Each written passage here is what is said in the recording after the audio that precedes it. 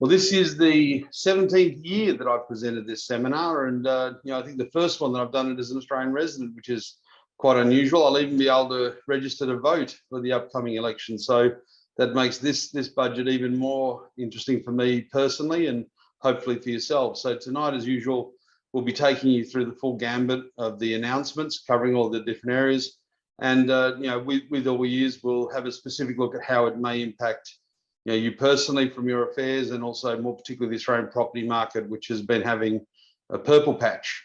So we'll see whether anything in the budget might change that, affect it, or keep it going on for a bit longer. So without further ado, we'll get stuck in. And as with all things, we have to start these days with a disclaimer, just to let you know that this is obviously opinion. We've gathered that information from publicly available sources. And please don't act on any information in this seminar without seeking professional guidance for your own personal circumstances. We're always readily at hand and available for you. If you need advice on your tax, finance, property issues, please reach out. We'll be very happy to help. As with all years, I'm going to start with the key agenda of the budget. And pretty obviously, this one here is about the election coming up. So any moment now, potentially in the next couple of weeks, we expect Prime Minister Scott Morrison to announce the election. So this budget was very much the last chance they had to woo voters, and they're not having a very good run with voters. Their popularity is down, so it's very critical that they get some sort of momentum out of here. So one of the key messages, from Frydenberg, the Treasurer, was very much don't change course. We know what we're doing. You're in the right hands. Don't take a chance of going, off course and causing bigger issues. And a specific reminder that despite everything that they've faced, they've been able to meet all of their objectives. They've created jobs. The jobless is the lowest it's been. The economy is strong and growing. They did technically go in a recession for a small period, but they bounced out of it.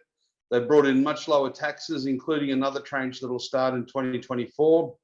They've been spending significant increased sums on all of the education and health services, and security with defence spending is up on all fronts. So everything they said they would do, they have done. They're very, very pleased to remind us of that. And this is despite, just about everything that could go wrong going wrong. Obviously, the biggest one being COVID, the biggest single effect on finances probably since the world wars. The entire world shut down in its mobility, and the air industry and tourism.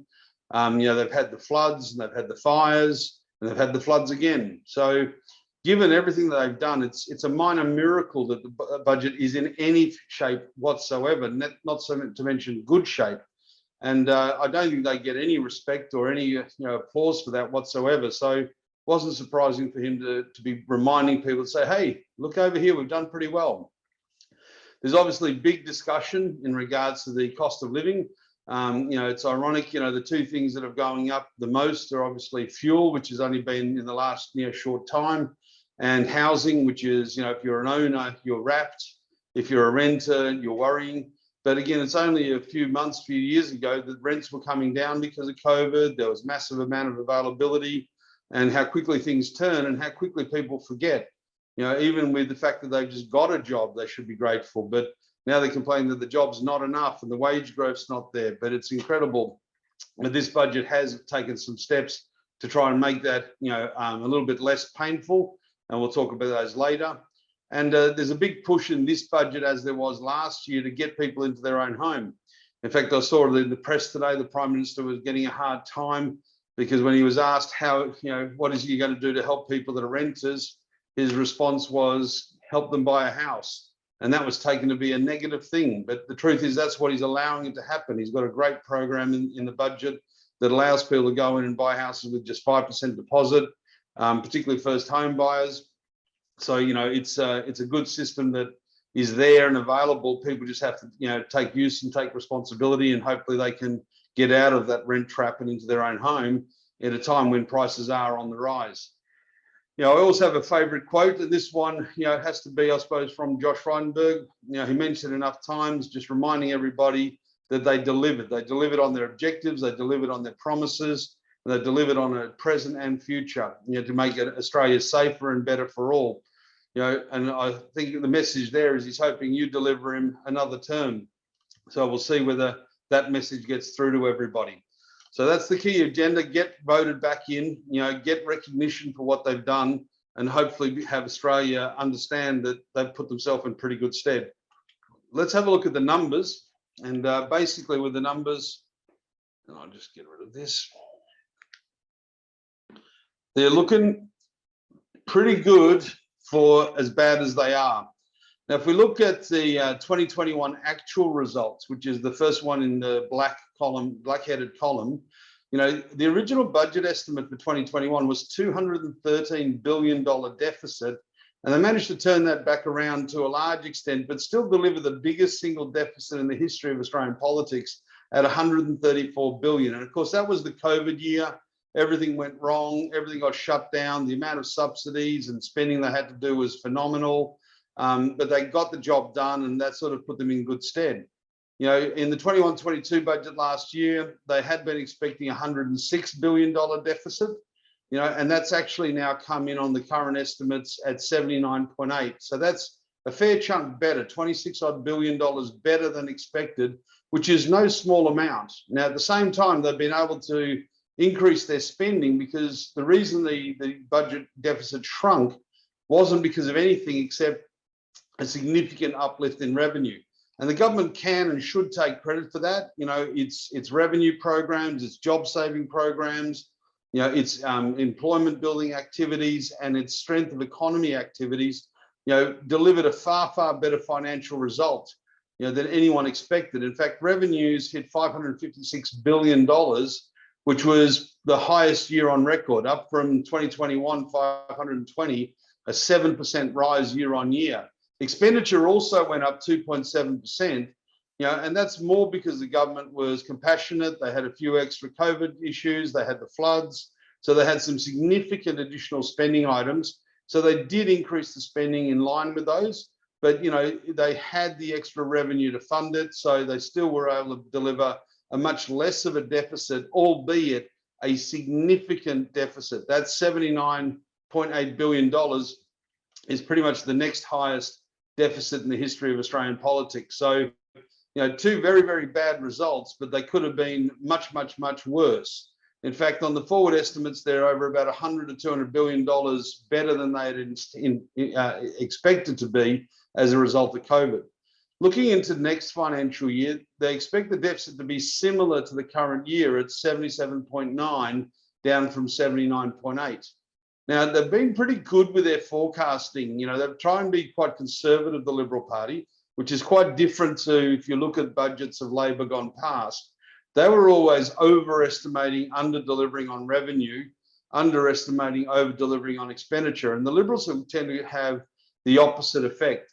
So they're quite conservative on their forward estimates, and they usually beat them. Hence, last year they were forecasting $482 billion and brought in 556. Now, even with that great result, you can see next financial year they're expecting to bring in less revenue at 547.6. Expenditure is expected to be 625. There still is a lot of very expensive programs, and they've learned over the last few years that people want spending, they don't want surpluses. That was their objective. They were trying to get the budget into a surplus. That didn't happen primarily because of COVID, but people don't seem to be bothered, so they're happy to run a deficit program into the foreseeable future. So that's 77.9 deficit on the back of a small reduction in receipts, a small reduction in expenditure. I'd expect those numbers to be pretty consistent, and I would imagine that would be fairly credible in that regard. Now, what has turned around, as you can see in the 2021 budget, they forecast 4.25 in GDP growth, and they managed to achieve that. So a lot of people were skeptical that they'd be able to achieve that. They did manage to do that. It was a turnaround, a little bit of a bounce from a low year the year before. But in next financial year in 22-23, they're expecting that to fall a bit to 3.5. The big winner for the government has been unemployment.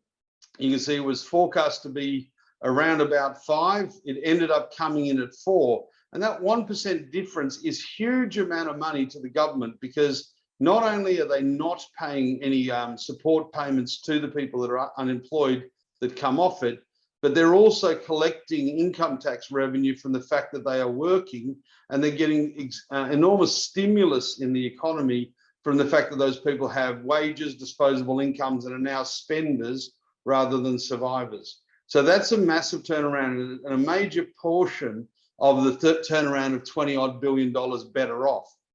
Now, CPI is the hot topic at the moment, and you see it was forecast to be 175 and it's come in at 425. It's expected to drop down to 3. Now, there's a heck of a lot of media coverage about inflation at the moment and cost of living and all these things.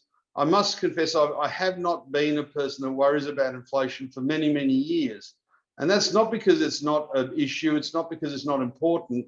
I just find it to be not really accurate. I just find that, cost of goods is not necessarily rising because of the cost of goods, but often it's rising because of the margin and the profit that people are charging. So I think we've got to be careful if we use modern day inflation, and think that it as an old-fashioned sort of virtue. So I'm not as big a concerner of inflation.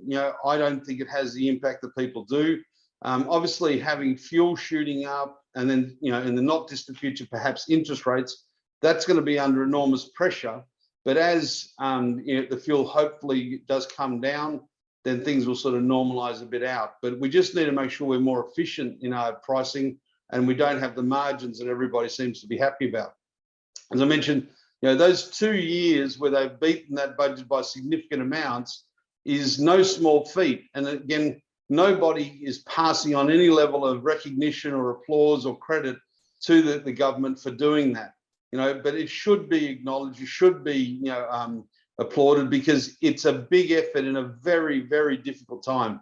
It's far, far harder to deal with something like a pandemic than it is to deal with a financial crisis that is often man-made, where the pandemic is something that is affecting everything at the same time across the world. It's just unprecedented. And to come out in better shape than expected with people still in work is really, really great effort. If we look forward, one of the things that obviously is a little bit troubling is that there is no light at the end of the tunnel. We've got budget deficits as far as the eye can see, but they are better than they were meant to be. I say this year, it's coming in at 77.9 for the next year's forecast. That was originally forecast to be 112 and then dropped last year to 99.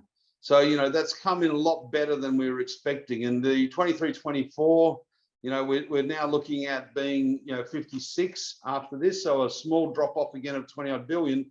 But originally it was meant to be in at 88 billion and then reduced down to 79.5 last year and now reduced further to an estimate of 56. So we're seeing that $30 billion better off than originally was forecast in the middle of the COVID launch.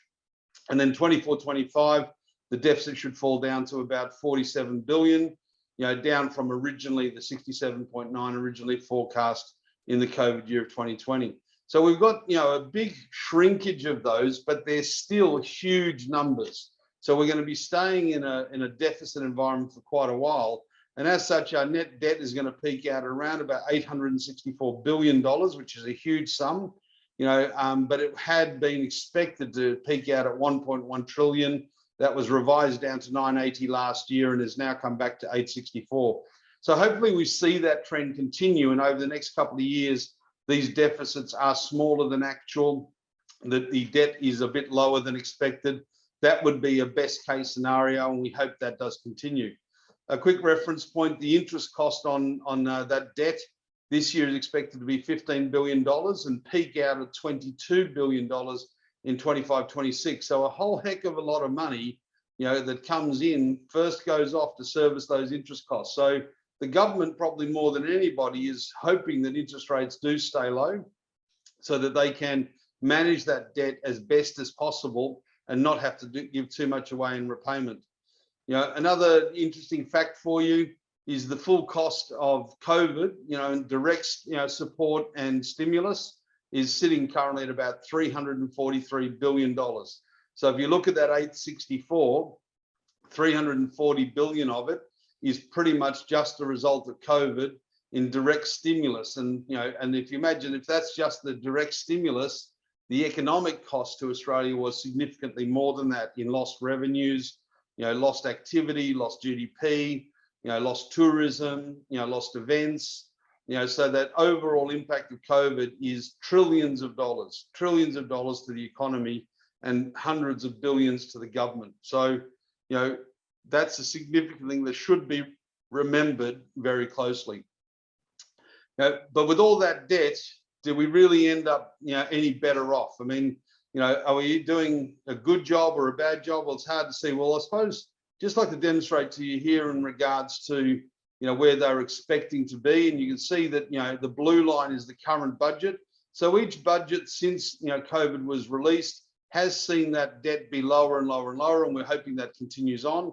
And to the right-hand side, you can see that the debt compared with everyone else in the world, Australia sits still very, very comfortably at around about 40% GDP, 35% GDP debt. Now, the easiest way for you to think about what that means is just think about your own personal situation. A bank will lend you roughly about 80% of the house that you own. And GDP is theoretically like the government's house. So governments, like to borrow against their house value, their GDP.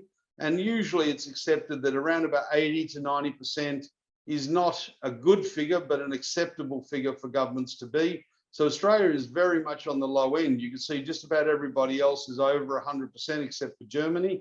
And then you've got somewhere like Japan, which is 2.5 times its GDP. That's a huge amount of borrowing. But Australia sitting at 40% is a really, really good result. And it means there's still a lot of power if things go wrong to be able to dip into that, equity and use it if necessary. But we hope that that's not necessary and we can not just keep it low, but start reducing it sometime in the foreseeable future. In terms of that 340 odd billion, a key amount of that went into labour market support, and the government was determined to preserve jobs and provided a lot of stimulus. So here's a quick summary of all the different things they did.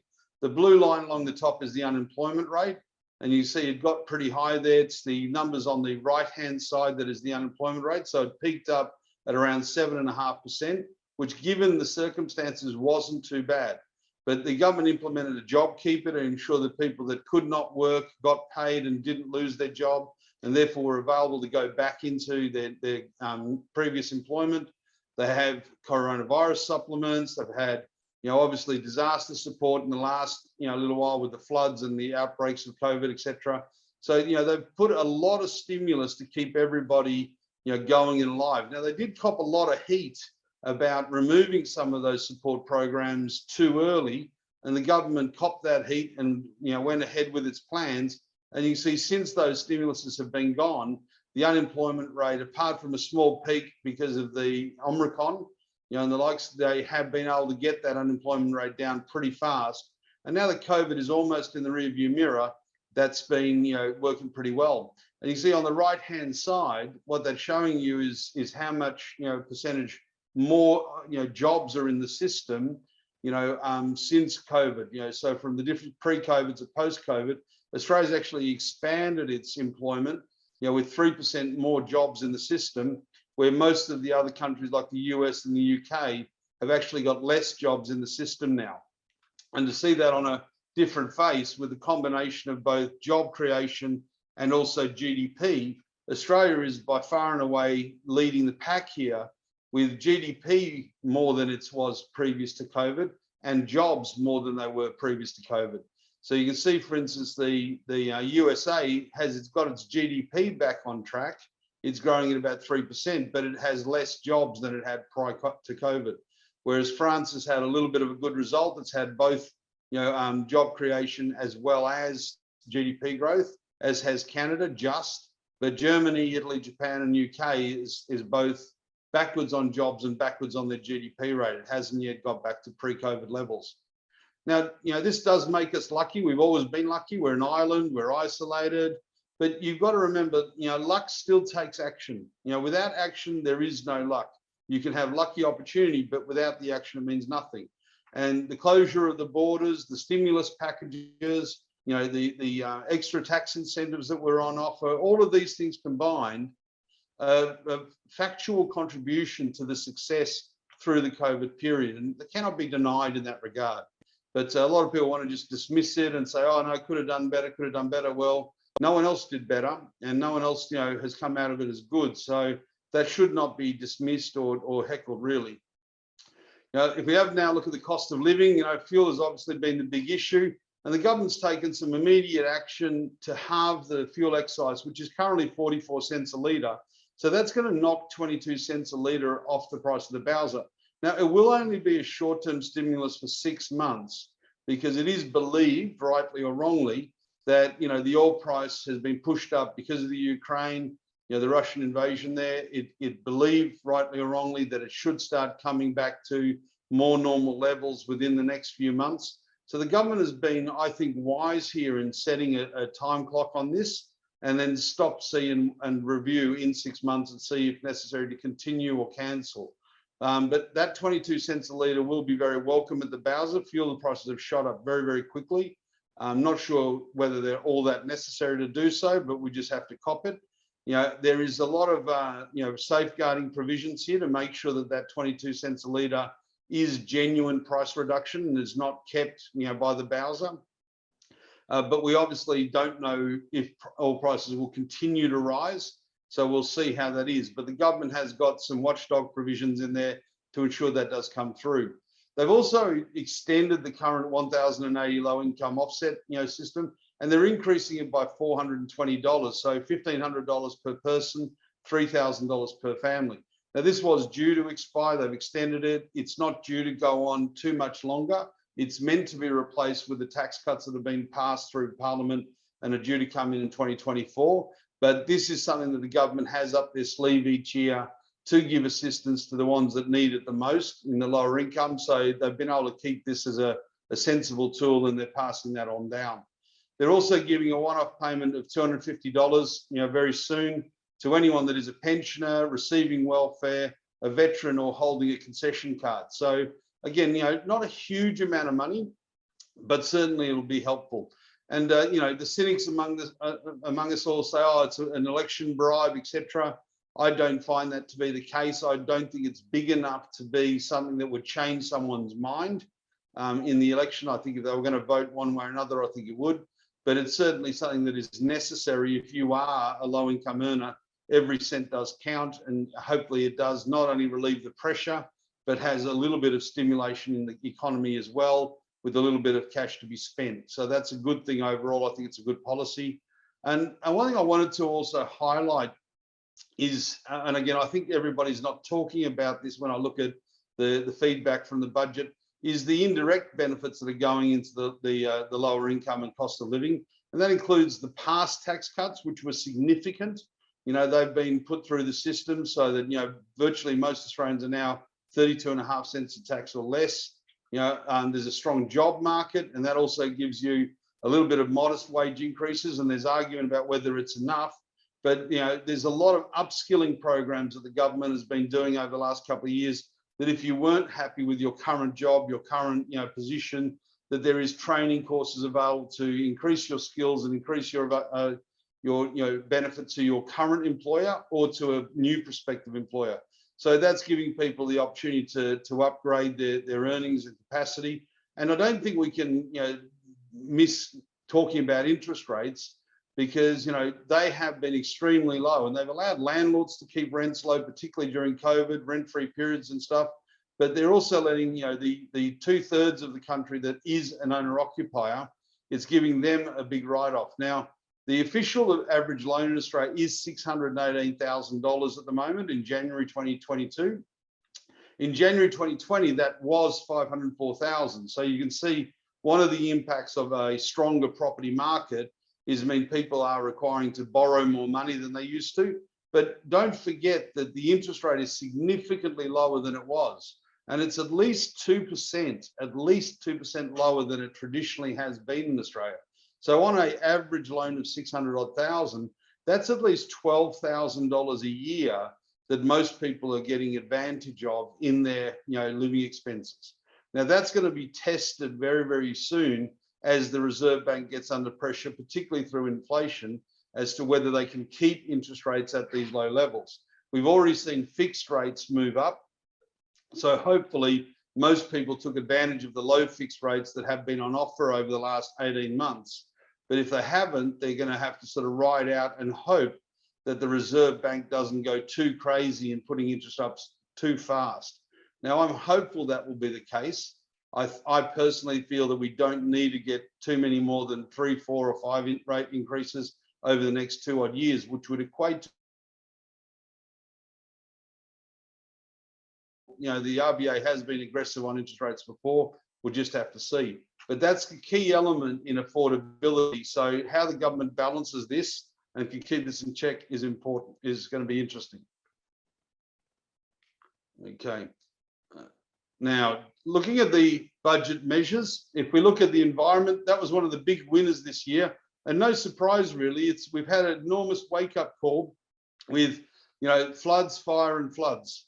Now, the cost of those 3 big events particularly the east coast of Australia in the last couple of years has been over $10.3 billion in repair, replacement, subsidies, fix-ups. It's a huge amount of money. And this, at the end of the day, was probably the only way that any government in the world will wake up. We're fortunate in Australia, we don't have as much cyclonic activity as some other places. And we've seen, the US in recent time be hit pretty hard there. But these, floods of recent time have been phenomenal and scary and very hard to manage and control. So, the government is obviously recognising that through the environment and things are happening. As a result, they have now fully committed, to go to net zero emissions by 2050, which is a huge ask. And, and they're well on the way. They are already, in the 10-20% reduction levels now. They're looking at renewables. They're putting a lot of money into tech. They're also spending $1 billion on the Great Barrier Reef to get that back into good health. And that's a continued ongoing investment. They've been pumping significant sums into that over the last little while. There's also another $839 million to go and do extensive research over the next few years through Antarctica. That's seen as a very critical element in the entire environmental chain.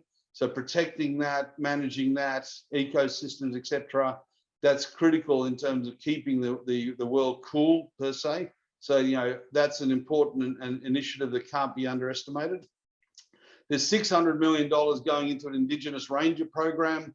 There's recognition, I think, long overdue about the skills and capabilities of the Indigenous community that have been looking after that land for thousands and thousands of years. And we're finally listening to the people that know it best. So that should hopefully be a very, very good program going forward and create thousands of jobs at the same time. $192 million has been allocated to look at and reform and enhance the environmental laws to make sure that they're strong enough to protect, against problems. And there's $170 million going into habitat restoration and $83 million into waste recycling technology. Now, this is a huge amount of money, on the back of obviously trying to protect, further costs in the future. But this is the sort of money that I think we're going to be seeing on a regular basis going into environmental impact issues. Now, we're going to have big issues to confront in terms of, transitioning from coal, maybe even from gas, moving into solar, moving into alternative fuels. That's going to be a problem that all governments are going to face in the future. And even the wild card of nuclear is probably going to rear its ugly head sometime soon as an alternative to what we're doing. But this is a very, very good start. The government has probably picked its game up here in the last 2 or 3 years after really dropping the ball, but better late than never, as they say. In terms of property, the government here is, I think, doing very, very well in trying to get people into their homes. And they realise that, to get into a house, it takes 2 very important things. It takes a job and it takes a deposit. Now, they've been very strong on the job front. They've increased jobs, enormously. They've got the unemployment level to the lowest in 50 years. So they've got that pretty much, down pat.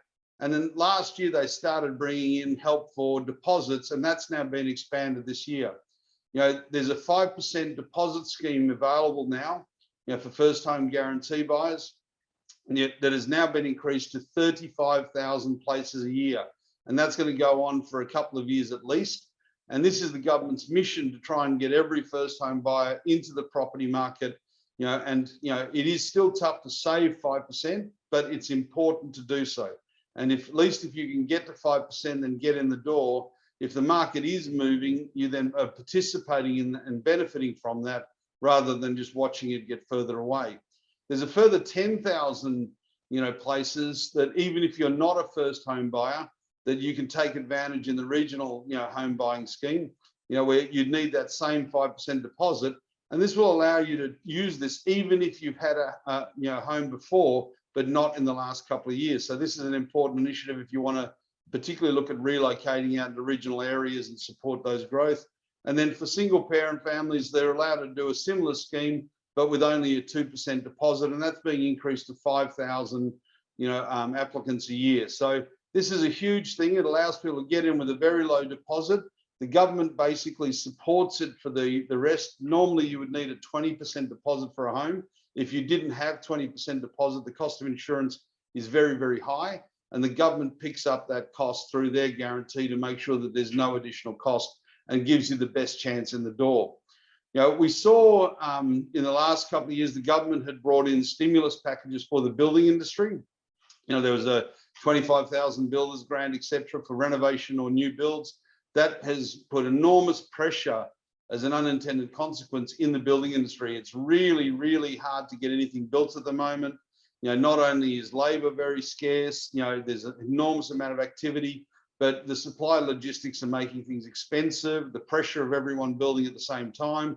So that needs to soften out in the next little while. The government probably needs to have a look at how they can help to improve that supply chain. They are doing things like apprenticeships and stuff, but that's going to be an ongoing pressure. A lot of this first home guarantee scheme is available for established property, so it can go in and buy existing property, but we still need a lot of new homes built. And one of the reasons that's going to be even more daunting in the next year or two is the fact that we've had the borders closed and they've only just opened in February. So we've been able to, have a little bit of a pause, and it's one of the reasons why unemployment has got down so low is because we haven't had migration.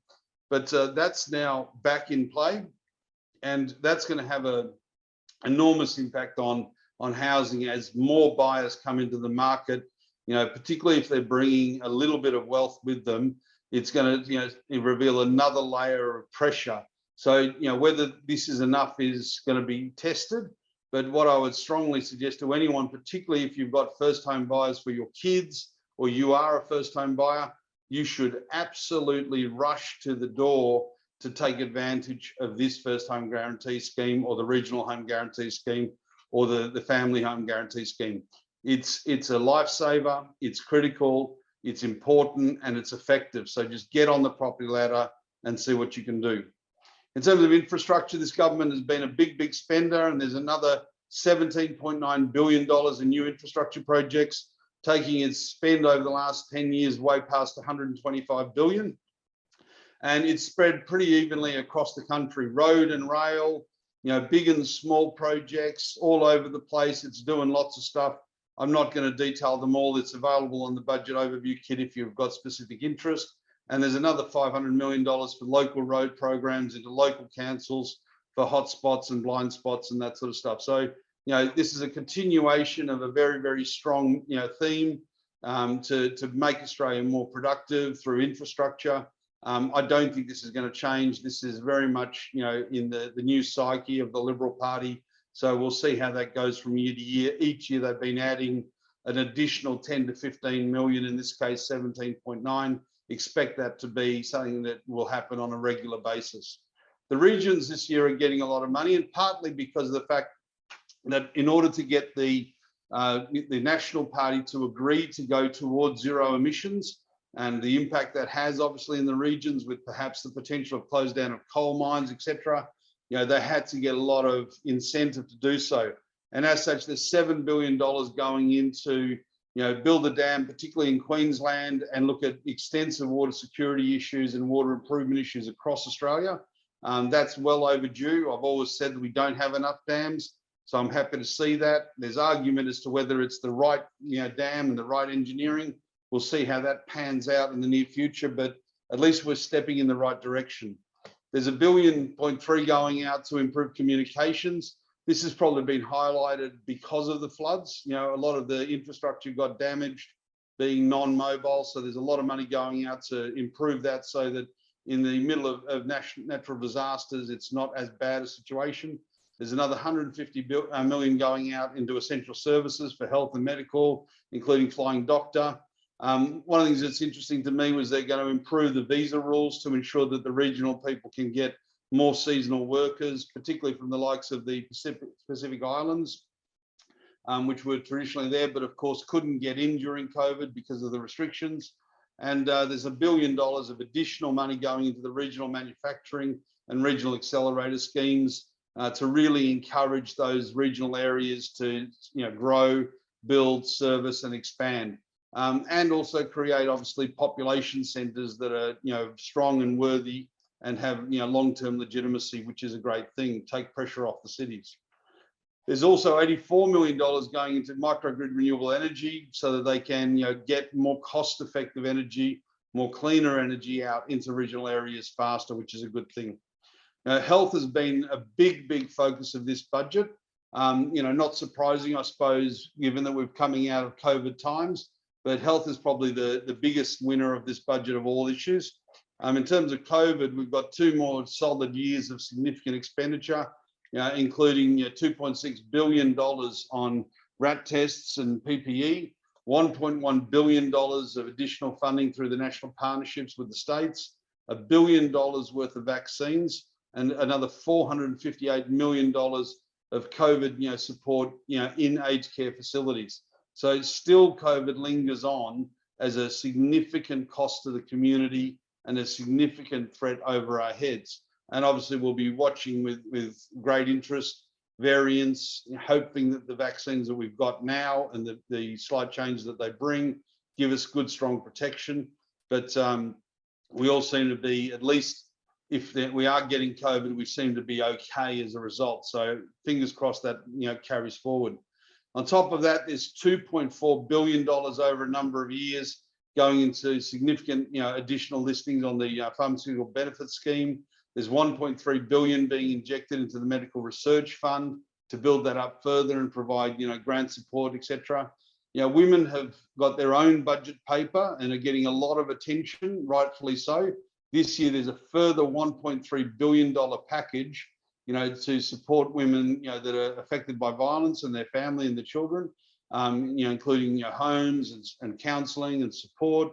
And this, I think the government is not getting the respect it deserves on this. It's copying a lot of flack in the media, I think unnecessarily. If you look at the programs that they've brought in already and the new ones that they're announcing tonight, it's a huge amount of money they've committed to this, and they should be at least recognised for that.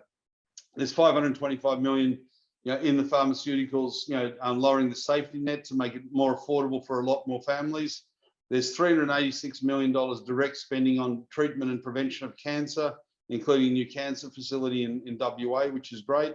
$303 million has been allocated for mental health support services. A lot of people are still saying that's not quite enough, but it's significant and it's on top of many years.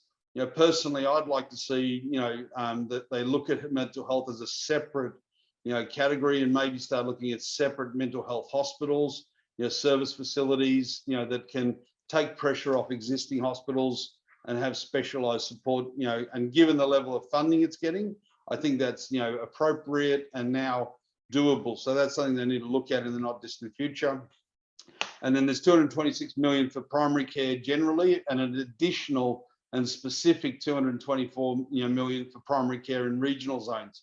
So you see health is getting a heck of a lot of money, and women's general health issues is getting an additional 112. So billions and billions of extra funds going into health on top of the many billions that is going into it already on an increasing basis each and every year.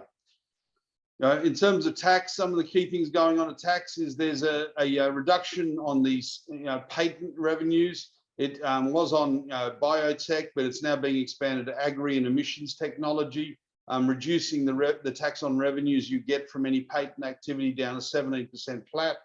The accelerated write-off that has been in force in a very popular and successful program for the last 4 or 5 years, where you were able to write off in full the cost of an asset, that's going to end on the 30th of June. So you can expect to have a buying surge, by businesses between now and the 30th of June. After 30th of June, they'll be able to still write it off, but it'll be over a number of years where prior to 30th of June, they can write it off in full against this year's tax. So expect to see some, fairly active buyers up until then. They are replacing it for small businesses with 120% tax write-off if you spend money on training or technology. Now, there's caps of $100,000 there, but that's going to encourage people to embrace technology, hopefully improve efficiency and productivity, and that's a good thing. The tax office is being given $300 million a year to seek out tax avoidance, in big corporations, multinationals, and high net worth individuals. So if you think you can get away with anything, think again. It's not going to happen.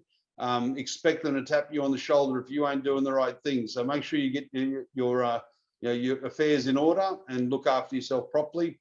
And they are maintaining the reduction of the minimum super takeout, so you don't have to take too much and therefore reduce assets that may be impaired because of a little bit of mucking around. So that's a good thing. But overall, not too much on the tax front. The one thing that was not mentioned in the budget this year was the residency changes. That has been silent so far. You may recall we did a petition for that at SMATS.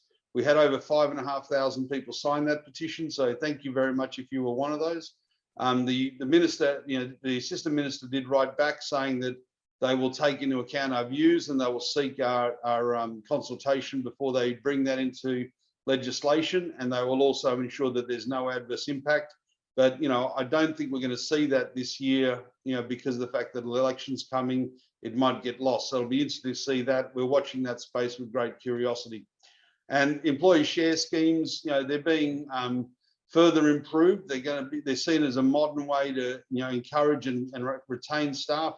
So that's something that if you're a business, particularly if you're looking to go list, which a lot of tech companies are, for instance, that you should be investigating and taking advantage of if you can.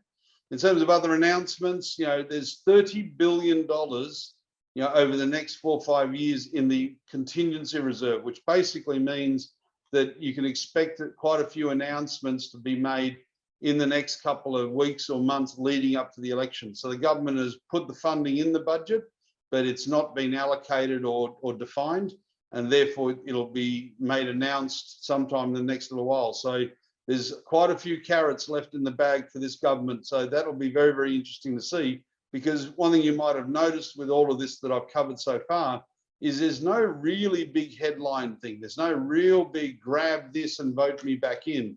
So somewhere in this 30 billion, we might see something come out during the campaign. There is $2.8 billion to boost the very successful apprenticeship scheme that they've been running.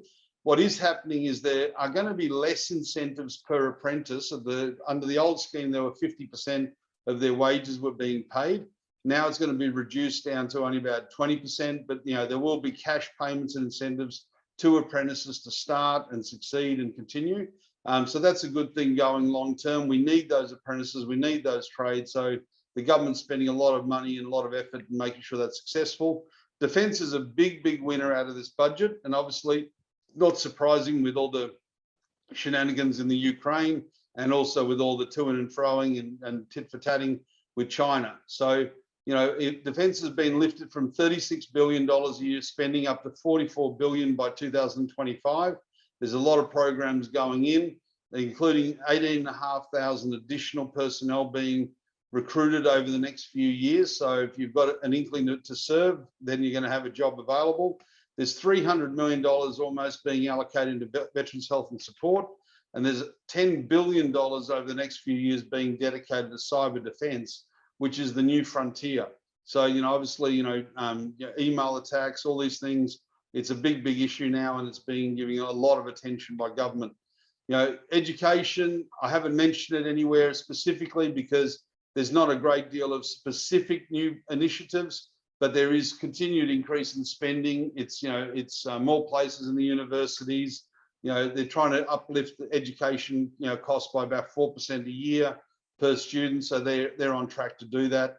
And a little one just aside, again, the remnants of how long these things take. Afghanistan, over the next 4 years, there's about $490 of humanitarian support, both for refugees and probably in Afghanistan as well. So you can see the cost of activity overseas can be quite high, and we need to be mindful of what we do in the future.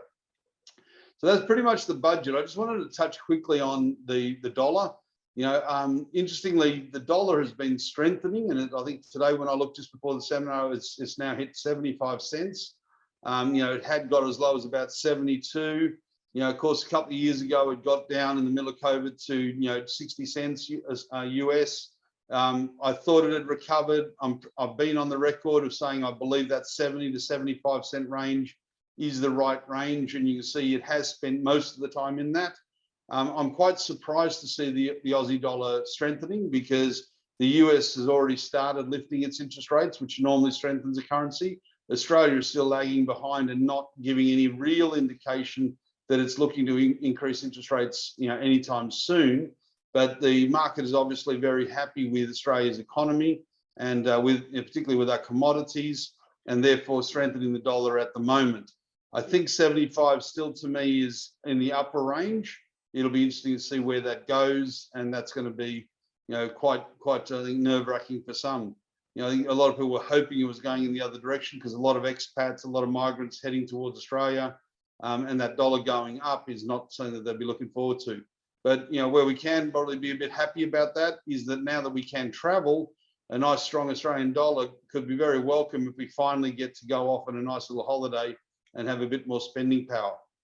In terms of population, I always have said that this is one of the critical elements. It's always been the secret of Australia's success as an economy, because our population has grown very strongly. And of course, COVID managed to put a stop to that.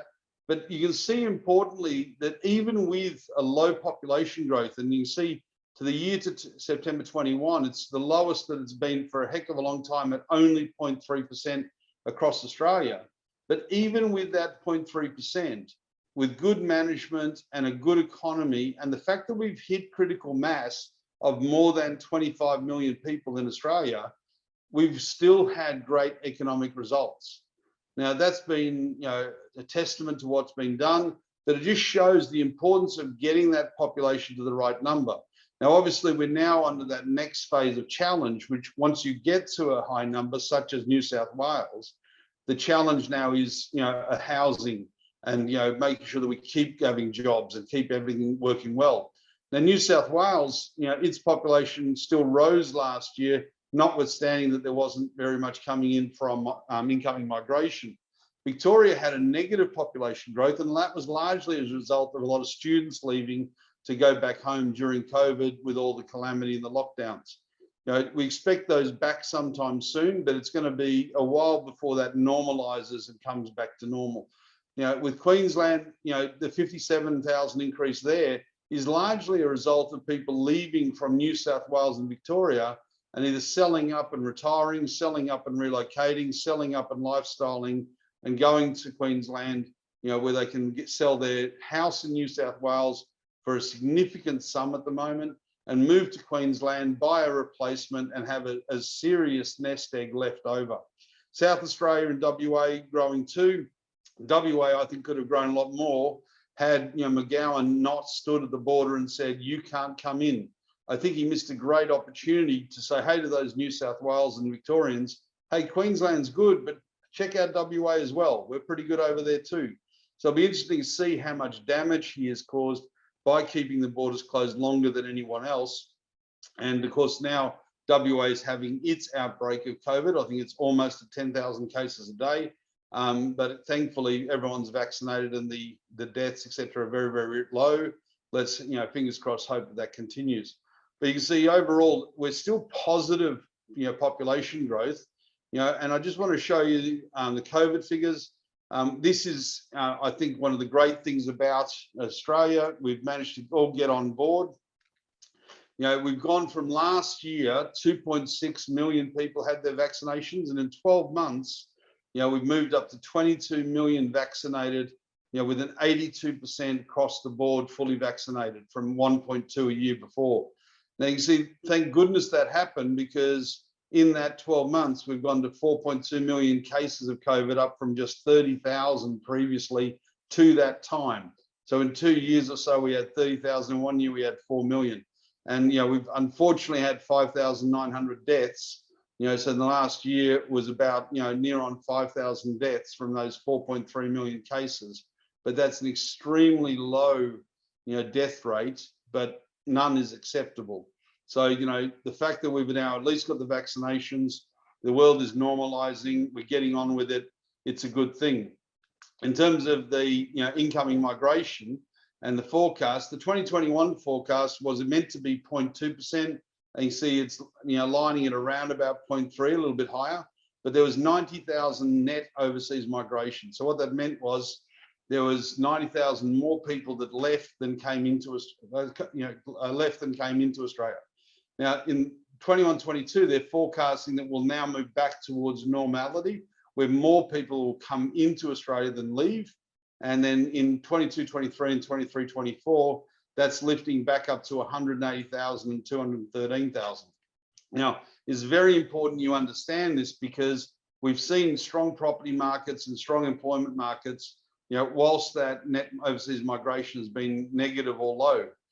As they go back to normal, that's going to put a lot of pressure, into the system. It's going to stimulate the economy, but it's going to also have probably a massive positive effect on the property market. So you need to be very careful about that, and try and get in, take advantage if you're a first-home buyer of those guarantees. Stretch your budgets, crawl you into the market as soon as you can, because it's not going to get any better. Now, if you look at the property market overall, you might recall that last year's budget seminar, I said Australia was a loaded dice market. If you roll the dice, you're going to come up winners. And by golly, if you were listing and you went and bought, you should be very, very happy about that, because if you look at that last year to December 21, every market in Australia, according to the ABS, was a double-digit growth. Now, Perth was the lowest, of the major cities at 15.7, and I do think that was largely because of the fact that the border was kept shut, rather than it not getting its share or not being as good as anywhere else. But Sydney had a phenomenal result of 26.7% growth year on year. Australia, as a weighted average, did 23.7. Now that's unprecedented. That's never happened before, because usually one or two of the cities are doing well when one of the two cities are not doing so good. So the weighted average usually sits at that 6 to 9%. For it to be doing well at the same time, all going strongly at the same time, is 23.7% year on year, is an unbelievable result. Now, the bad news, I hate to say, is it's not likely that's going to be the same sort of result next financial year. Not because I don't want it, not because it's not entirely possible, but we're more likely to see buyer fatigue. We're likely to see, issues that, supply is going to start coming into the market. What generally happens in a time like we've had is a lot of buyers, are desperate to buy, but sellers are not desperate to sell. And the reason is that they say, oh, wow, the market's doing so well, we might as well sell next year when it goes up 10, 15, 20%. But what we already are seeing is the language of change in Sydney, where Sydney started to slow its growth. And what that does is it stimulates people that have been procrastinating about selling to go, oh, goodness me, we may have missed the peak. Let's quickly sell ours before it's too late. And then all of a sudden we get more and more supply, and that then balances out the market, softens the growth, and everything's fine. But the thing is, those people in Sydney and Melbourne are making very, very high sale prices, are looking to change their life, and are going elsewhere, such as Brisbane, potentially Adelaide, potentially Perth. And they're going with significant budgets. So I would say to you that the secondary markets where the seller is going are going to be particularly strong in the next little while, particularly Queensland, hopefully Perth, Adelaide with a real good shot, Hobart's picking up its fair share. So you want to have a look at those and say, hey, reasonable entry price, livable stock. And the key here is to make sure you get the best quality stock you can. Now you can see the growth on a quarter by quarter basis is still very, very strong. It has peaked in June 21 at 6.7. It has softened to 4.7 in December, but it's going to soften in Sydney now. Again, buyer fatigue, seller activity more than anything, but it's going to have a long-lasting effect over the next 2 or 3 years, I feel, because as the local buyers start to fill their boots, the migration will then take over as the dominant growth factor. So we'll just have to see what happens. Now, hopefully all of this construction, all of this activity will, mean supply comes in the market. And that's probably where the government fell a bit short. They should have looked at supply, how to release land, how to release, more apartments, how to get apartments approved quicker, but that hasn't been given any attention in this budget. If we look at the last time when they were all in the red, which was December 18 to March 19, June 19, that was the last federal election, and that was largely because there was a threat to tax policy on housing, and amongst other things. That's unlikely to rear its ugly head again, because I think Labor learnt their lesson there. And you see, even in COVID, there was only a short pause. We were the only people that I know of that were saying, hey, in COVID, the property market will still be strong. We were right. We said last year that the market was going to stay strong. We were right. I'm telling you, it's not going to be as big a growth next year, but it's still going to be a good, affordable growth in a market where interest rates are still going to be low for a while. So I would still be encouraging you to buy, but be careful what you buy. Buy the best and most livable property you can. Hopefully something you would live in or could live in or will live in, and then you'll be fine. In terms of just looking at the long-term trends, this is the REI numbers. And you can see that phenomenal growth in Sydney, according to the REI, smaller in Perth in the last year. But what I want to highlight here is if you look at the 5, the 10 and the 15-year averages, they're still not that massively huge, despite the fact that there was an enormous year just now. So don't get carried away with the potential of 15, 20% growth. It's highly unlikely that's going to be achieved.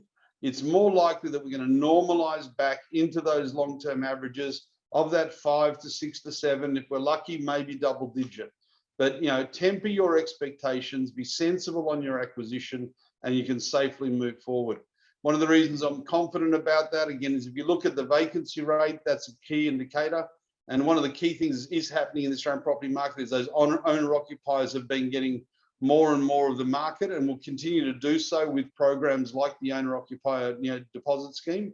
But you can see the average vacancy across the country is 2.8, which is still very, very low. Melbourne is the highest at 5%, and that's largely because they lost their student population. But that will creep back in. The markets there, in apartments in Melbourne is still very, very poor. But again, if you've heard us talk before, we've warned people about buying apartments in Melbourne for the last 4, 5, 6 years. We called them stops, small, tall, and overpriced. We said it was a very dangerous sector if you bought too small an apartment, and was not highly livable. So be careful not to buy those. Go buy something that is livable. There is value in the apartment market. There's pressure under the housing, the townhouse market, but overall you can see the vacancy is extremely low, and Perth is, and Adelaide are very, very tight. Now that you can see is leading to good rent increases, and is always a key forward lead indicator that growth is going to outperform the rest of the market. So when you've got vacancy at 1% with little supply coming in the market, and you've got programs like that ownership deposit scheme, expect Perth, Adelaide, Brisbane as well to be outperformers of growth, in the next little while, and start catching up a little bit to the phenomenal results of Sydney and Melbourne, as Sydney and Melbourne people sell with big money and head to those markets where they get a hell of a lot more bang for buck and a hell of a lot more freedom and excitement of lifestyle. So that's pretty interesting how that's going to pan out over the next 12 years. Glad to know I'm almost finished. So we'll just cover some of the highlights and lowlights of this budget, and I'll start with the highlights. I think being $27 billion, better than you expected in a time when the finances aren't looking that flash is a great result. Hats off. I think they should be applauded for how they've handled COVID at a federal level in a particular tough time when they've tried to run a national cabinet with very different state agendas. So I don't think they get quite the credit they deserve there. Glad to see the borders open from February, and glad to see life almost normal across Australia. I'm really, really rapt to see the environment get centre stage and proper attention. And I'm very happy to see dams. I've been talking for dams for ages, and finally I can see one. And the home ownership being a really key agenda of the government, I think is just fantastic. I think the more people can get into their own home, particularly their first home, and ride that wave a little bit and see the benefits of ownership is critical. A lot of people forget that it's not any harder for someone to be a homeowner today than it was for someone to be 20, 30 years ago. It still takes sacrifice, it still takes discipline, it still takes effort, And that's what we've forgotten. But, you know, they've got the support of the government, they've got the support of family, hopefully. And so they just need to take the discipline and the dedication to commit.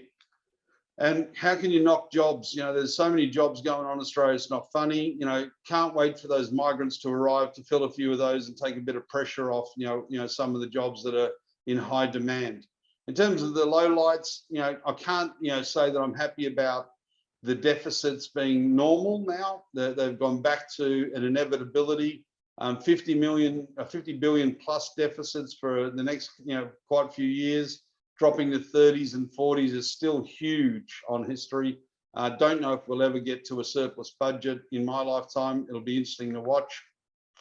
I think the government has missed the mark slightly with housing. I think they should also be talking about the supply. You know, it's great to support people into the property market, but the key element here is making sure that supply is available, releasing land, you know, nagging state and federal governments and local governments to get some approvals in and bring some serious supply into the market, especially as we're about to see, you know, the immigration come in, and we need to have more affordable housing options. I'm not sure if the government building them is the right answer.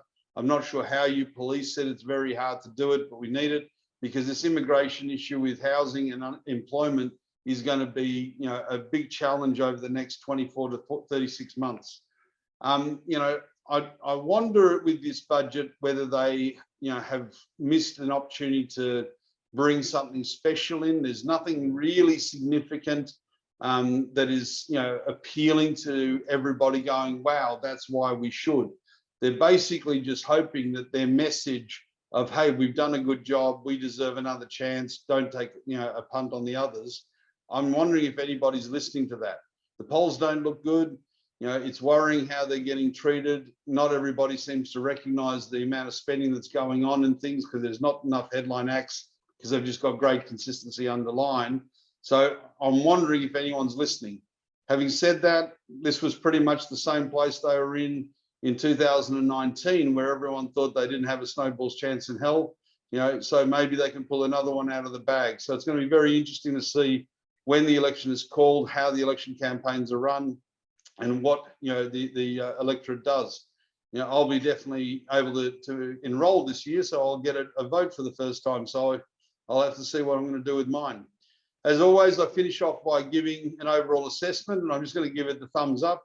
This year, I thought, since I was back in Australia, I thought I might leave the ranking of the budget to the experts. Normally, I'd give an out of 10, but I went on to the ABC and saw that they had picked the winners and losers. So I thought I'd just use them, and they put this little tile up where they said who's the winner and the loser, and there was a heck of a lot of winners. So I added it up, and it came to 15.5 out of 22, and you could probably even give them a bit more, because you see one of those losers was tax evaders. So that's probably a win, not a loss, really, because they're going to have to pay there. And another one was the draft beer drinkers. So that they were saying it was a loser because they were hoping for something that they didn't get. So I don't know how that's a loser, but you know, overall that was 70.5%. So, you know, I think the budget, you know, getting 70% from the ABC, who tends to give them a bit of a hard time, that probably tells you that it's not a bad budget overall. So, you know, hats off to Frydenberg, hats off to Morrison.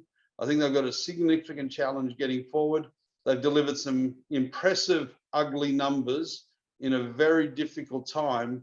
So, you know, I think it's going to be a very big challenge to see whether people appreciate that or whether they're ready and sick and ready for change. On that note, thank you very much for your attention. I hope you found that interesting. And, you know, we'll hand over to Julie for some questions. Thank you. Thank you so much, Steve. That was another really insightful presentation. We do have quite a few questions, so we'll endeavour to answer as many as we can. If we miss out on your questions, we will email you a copy of the presentation plus answers to all those questions next week. So first question, obviously there wasn't any coverage of the 45-day tax residency rule. What's your view on the implementation, and will they be able to sneak it in without the expat community really hearing about it? I'd like to hope that they won't. They have given a written commitment that they wouldn't sneak it in, as you say. but I'm surprised we haven't seen draft legislation. I'm not sure if that was as our petition or other people that are doing that, but they're on the record. They're very clearly stated they want it in for 1st of July 22. That is their motivation. Obviously, the timing of the election, the early budget, which is normally in May. I mean, people may forget that. The early budget and the early election may be the issue that sort of buys a bit of time. So we're waiting with bated breath for that, and I'm certainly ready to jump on a plane to Canberra and see what we can do. Sure you will. 120% tax write-off for training and tech. Does that mean the government will subsidise 20%? No, it just means if you spend $100, you'll get a tax deduction of 120. So you'll just get an extra little bit of tax deduction. You won't get any extra cash back. It'll just be less tax payable. Home ownership was obviously a big mention in this budget. What's your view on it being a future wealth creation strategy versus superannuation? Well, I think the government may have missed a mark letting first home buyers in particular use their superannuation as a deposit. That had been mooted.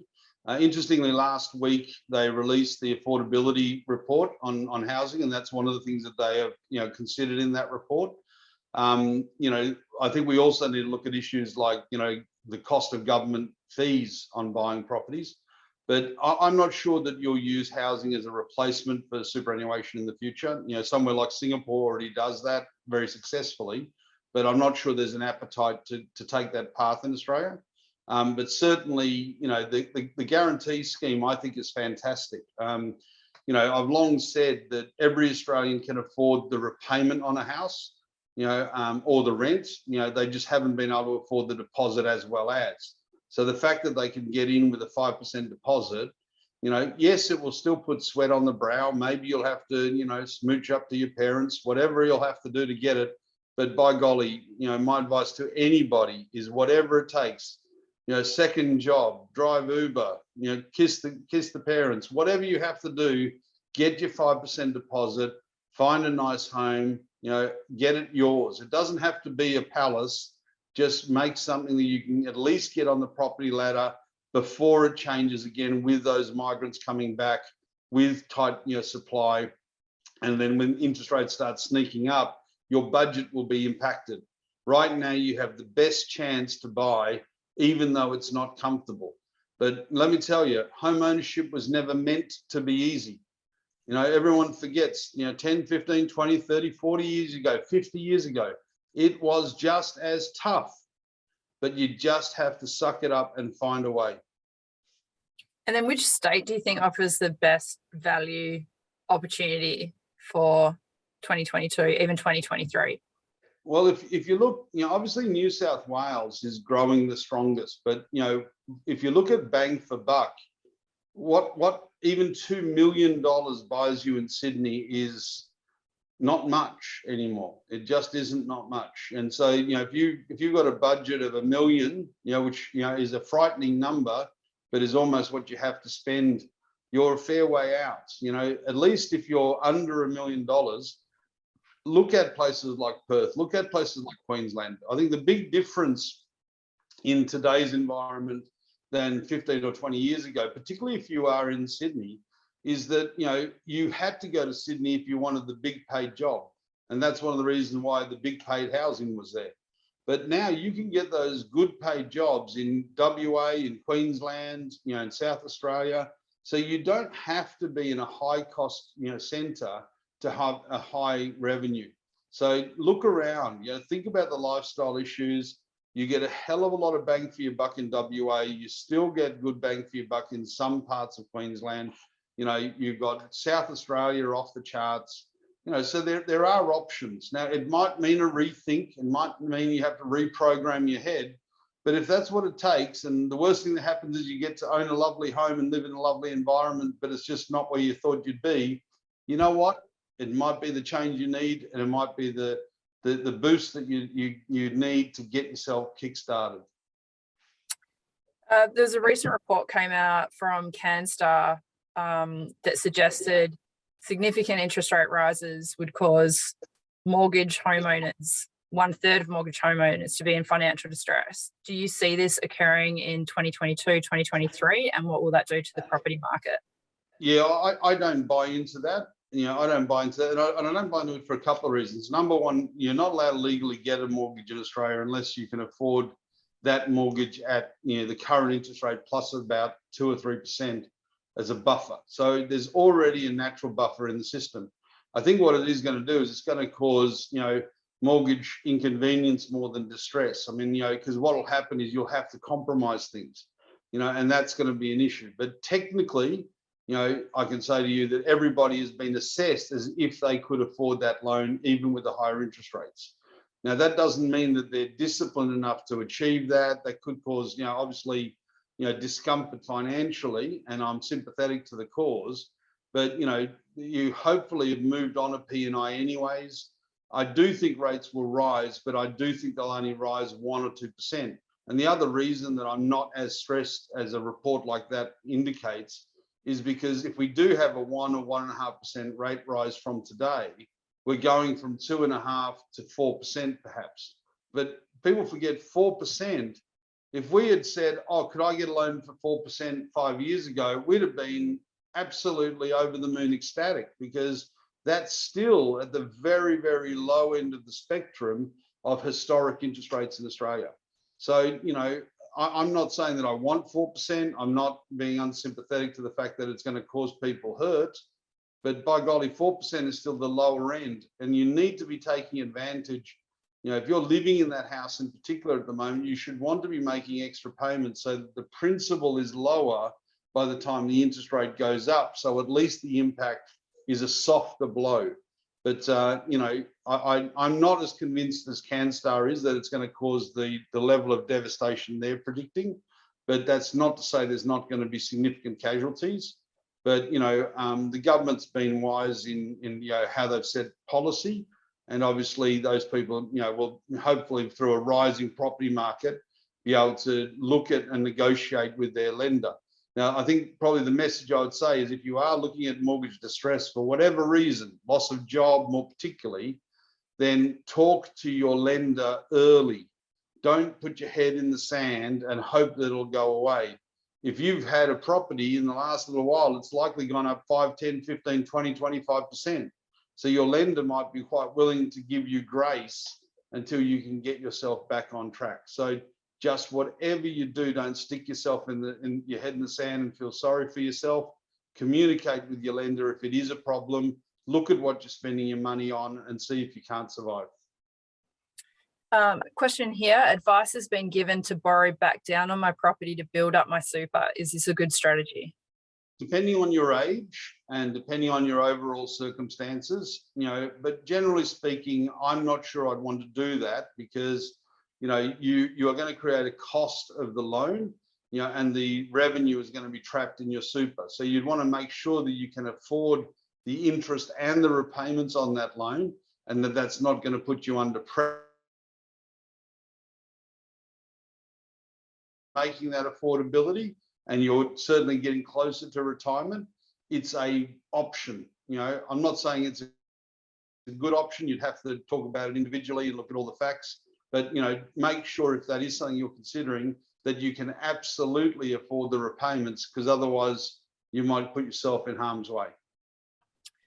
Investment in border security and military. What are your views on this? Whether it's enough. Look, I think it's necessary. I mean, the government has increased the spending significantly. You can argue the toss as to some people think it's too much, some people it's too little. But I think we do live in uncertain times. You can't deny that cybersecurity in particular is a genuine threat. It's a very, very effective and silent weapon. You can't deny the fact that there is, turbulence ahead, and it's just, you need to be able to say, hey, we can defend ourselves.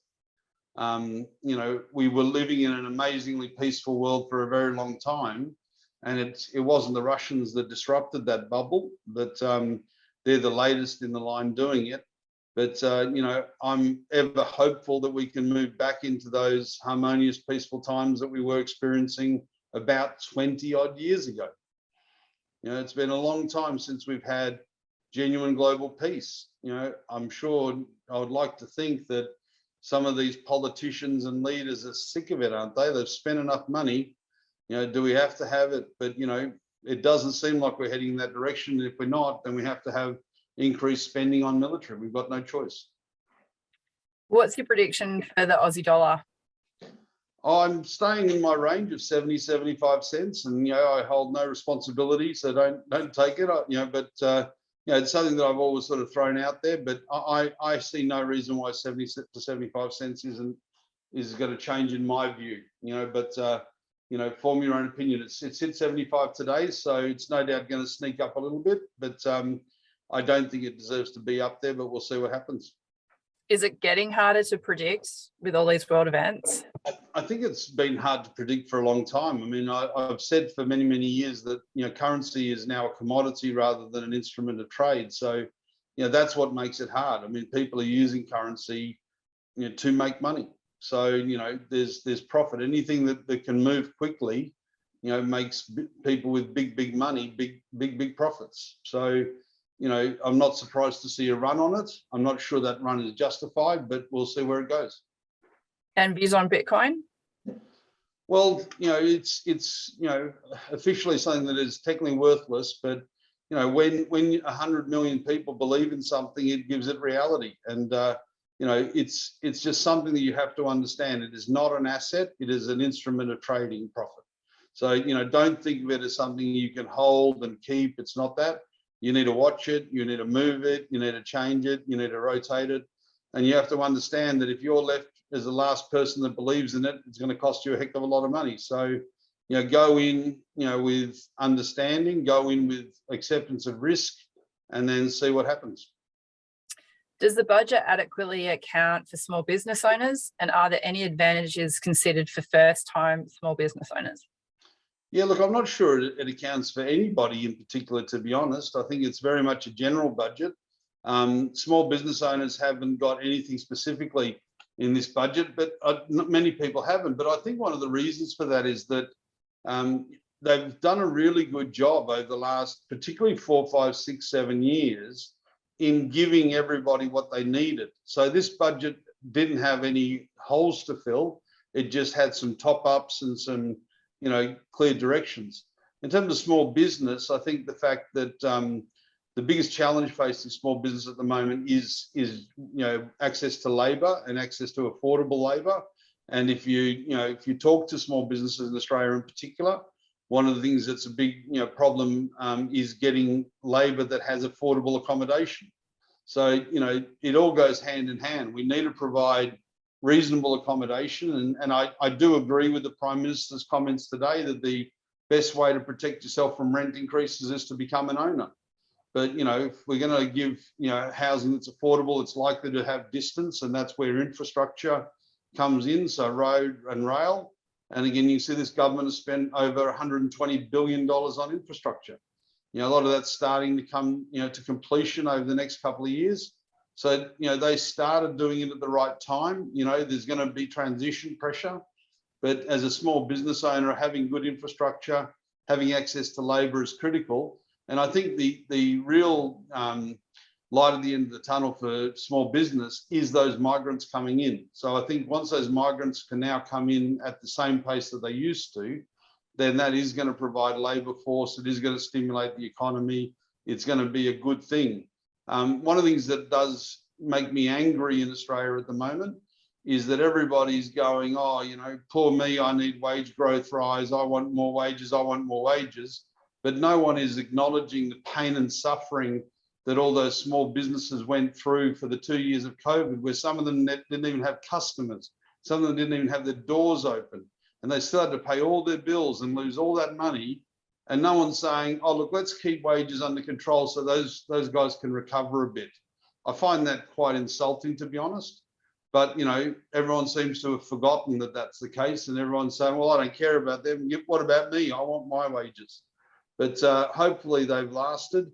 Hopefully the scars aren't too deep. And hopefully with a little bit of help from some labour coming in and a little bit of a good economy, which has been there, and the fact that they can now trade, if they can trade with reasonable cost labour, hopefully everything gets back to some level of normality.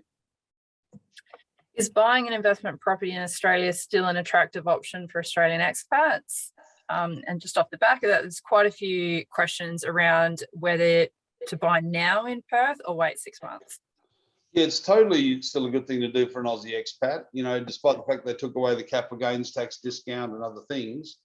And the reason is the market is strong. It's going to be a strong market in Australia, I think, for a number of years, and for a number of reasons: lack of supply, reasonable interest rates, strong tenant pool, good jobs, good economy, blah, blah, blah. These are all really good reasons to buy. I think it's just a matter of, the key thing to remember, I think, going forward is that there is going to be a lot of owner-occupier activity.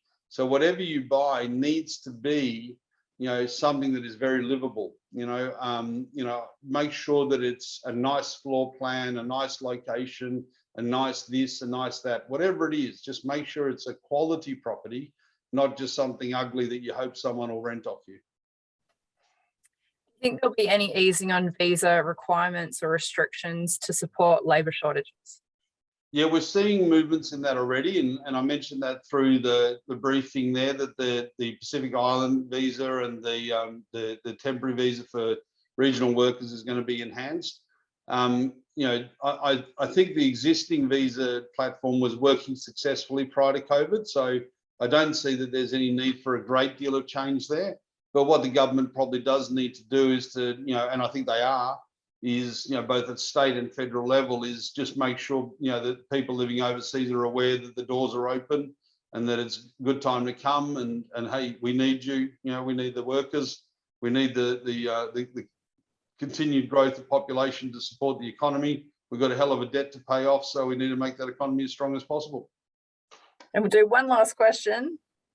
Do you envisage the expats that return back to Australia during COVID, do you think they'll return overseas in the coming years? Yeah, I think that's an interesting question. I mean, even from my own personal experience, being an expat with limited travel and that has been an issue. And it's one of the main motivations for many people living overseas.